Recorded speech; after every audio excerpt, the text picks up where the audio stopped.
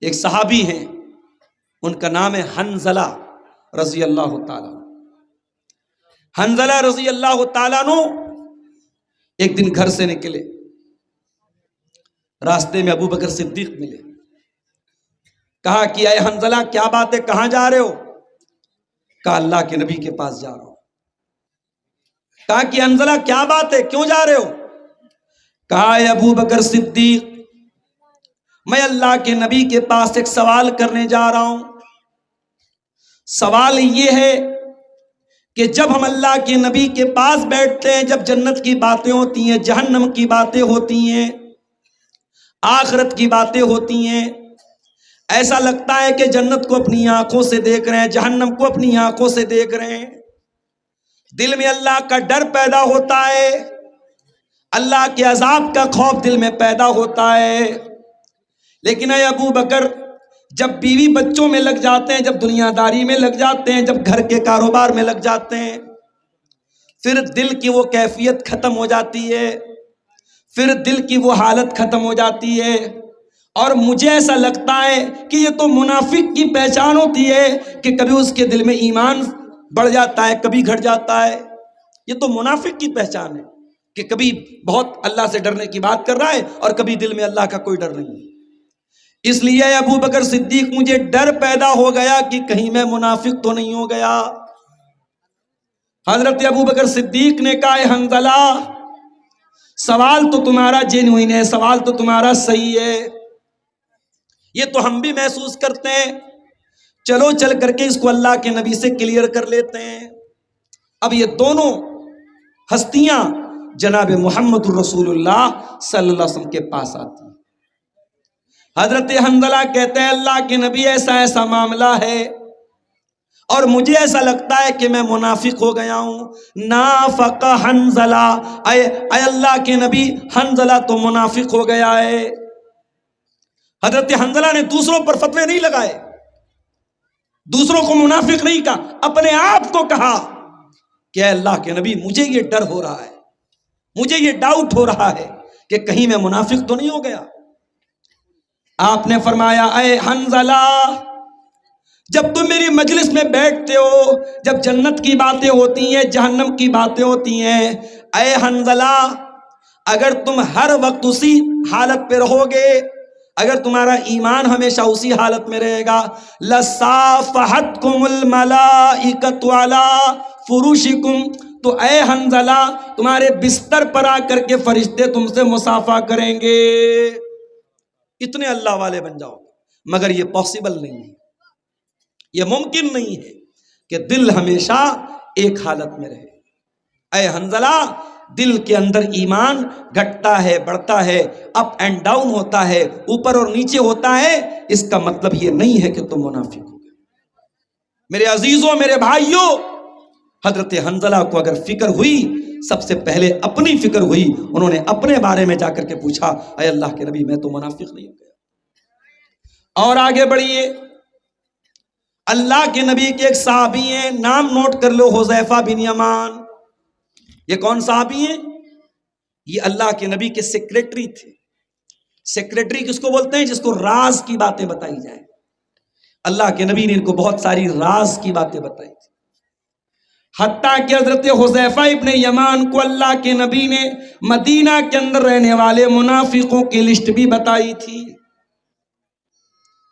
اور صحابہ کرام حضرت حذیفہ کے اوپر اتنا وشواس کرتے تھے، اتنا بھروسہ کرتے تھے کہ اگر کسی کے جنازے میں حضرت حذیفہ شامل نہیں ہوتے تھے، لوگ سمجھ جاتے تھے وہ مسلمان کا جنازہ نہیں، منافق کا جنازہ ہے، اتنا وشواس کرتے تھے۔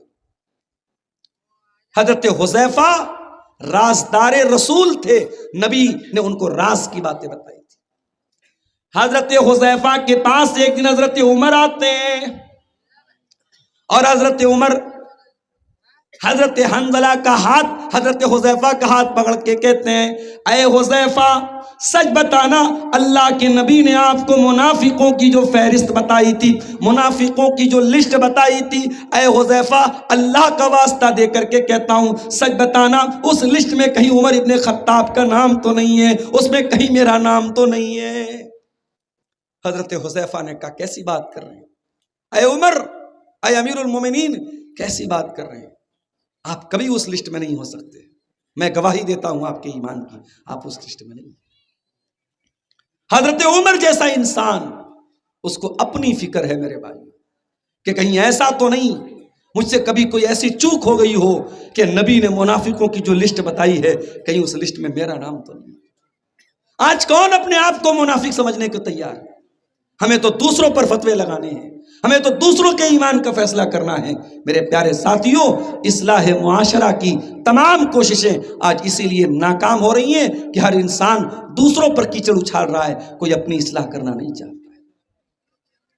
قرآن کریم کی جو آیت میں نے آپ کے سامنے خطبہ مسنونہ کے بعد پڑھی ہے، اس آیت میں بھی اللہ تعالیٰ نے ہم سے اور آپ سے ایک سوال کیا ہے۔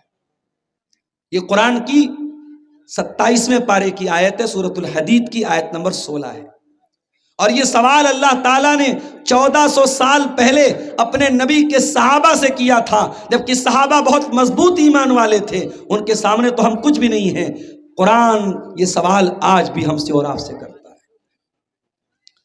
أَلَمْ يَعْنِ لِلَّذِينَ آمَنُوا أَن تَخْشَعَ قُلُوبُهُمْ لِذِكْرِ اللَّهِ، کیا ایمان والوں کے لیے ابھی وہ سمے نہیں آیا، وہ وقت نہیں آیا، وہ ٹائم نہیں آیا کہ اللہ کا کلام سن کر کے ان کے دل پگھل جائیں؟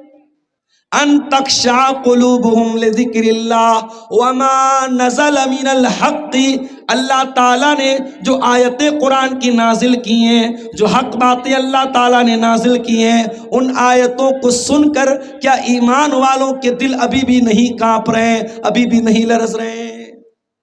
قرآن ہم سے اور آپ سے سوال کر رہا ہے کہ اے مسلمانوں، اپنے دل پہ ہاتھ رکھ کے بتاؤ، کیا اللہ کا کلام سن کر تمہارے دل نرم ہوتے ہیں، تمہارے دل کانپتے ہیں، تمہارے دل لرزتے ہیں، تمہیں اللہ کا خوف محسوس ہوتا ہے؟ نہیں ہوتا۔ اگر نہیں ہوتا تو قرآن آگے کیا کہتا ہے؟ وَلَا يَكُونُوا كَالَّذِينَ أُوتُوا الْكِتَابَ مِن قَبْلُ، اے مسلمانوں تم یہودیوں کی طرح نہ ہو جانا، تم عیسائیوں کی طرح نہ ہو جانا۔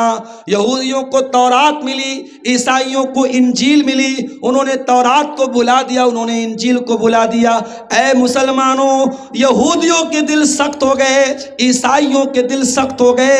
اے مسلمانوں، تمہارے دل اتنے کٹھور نہ ہو جائیں، اتنے سخت نہ ہو جائیں، اتنے ٹائٹ نہ ہو جائیں کہ اللہ کا کلام سن کر کے بھی تمہارے دل نہ پگھلے۔ آج وہ حالات آ چکے ہیں میرے بھائی۔ آج قرآن سن کر کے بھی لمبی لمبی تقریریں، مغرب بعد سے پروگرام شروع ہوتا ہے اور فجر کی اذان تک کبھی کبھی چلتا ہے، اتنی تقریریں، اتنی آیتیں، اور سن کر کے ہمارے دل میں کوئی تبدیلی نہیں ہوتی۔ اس کا مطلب یہ ہوا کہ ہمارا دل بہت کٹھور ہو چکا ہے، اور دل جب کٹھور ہو جائے، دل جب سخت ہو جائے تو معاف کرنا میرے بھائی، پھر دل پر قرآن اثر نہیں کرتا۔ کیوں؟ کیونکہ قرآن تو وہ کتاب ہے، لو انزلنا ھذا القرآن علی جبل لرأیتہ خاشعا متصدعا من خشیۃ اللہ، اس قرآن کو اگر ہم نے کسی پہاڑ کے اوپر بھی اتارا ہوتا تو پہاڑ بھی اللہ کے خوف سے ریزہ ریزہ ہو جاتا، چکنا چور ہو جاتا، ٹکڑے ٹکڑے ہو جاتا۔ پہاڑ بھی قرآن کے پاور کو سہن نہ کر پاتا۔ قرآن اتنی پاورفل کتاب ہے۔